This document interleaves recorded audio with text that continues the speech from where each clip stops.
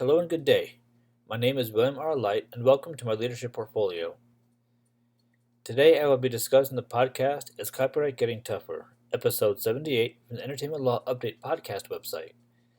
Hosts for this show are entertainment attorneys Gordon P. Firemark and Tamara Bennett. The first thing that truly stuck out to me was that of misappropriation. During the podcast, we heard several times that Lindsay Lohan was suing the makers of the video game Grand Theft Auto 5 on grounds they used her image and likeness in the game as well as in the advertising for the game. The claims were dismissed, stating the images are not of Lohan herself, but use of the avatar character in advertising was incidental and ancillary to the permitted use. Moving forward, I will be able to look back on this case and others like it to ensure that I do not fall into situations where I could potentially use someone's likeness without their permission.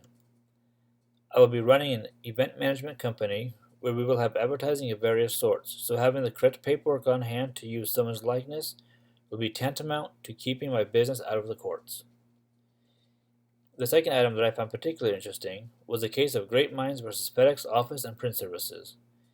This case deals with whether FedEx had the right to make copies of copyrighted materials for nonprofit organizations, for example, school districts or not.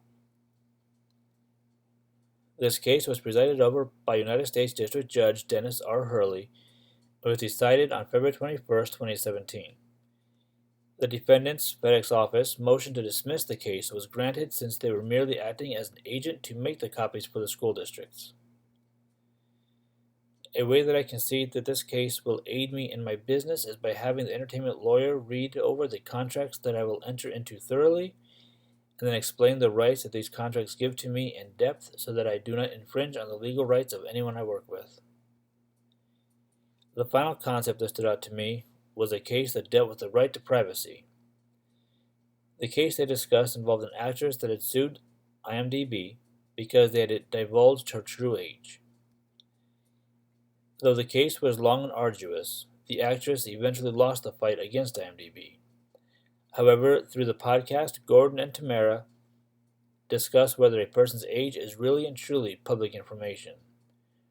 While I agree with Gordon that our birth certificates are public information, I believe that we should have the right to keep that information private, and so does the state of California.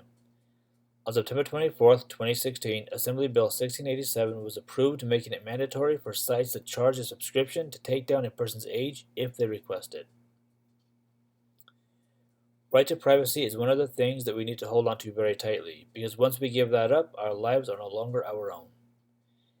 I can use this case as a way of looking back and making sure that I am not revealing certain things about my clients that they don't want revealed.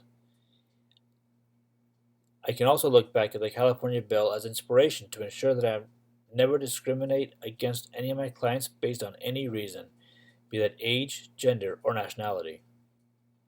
In closing, listening to legal podcasts I feel can and will be a huge benefit to myself and many others as we embark on this amazing journey towards a lifelong career within the entertainment industry.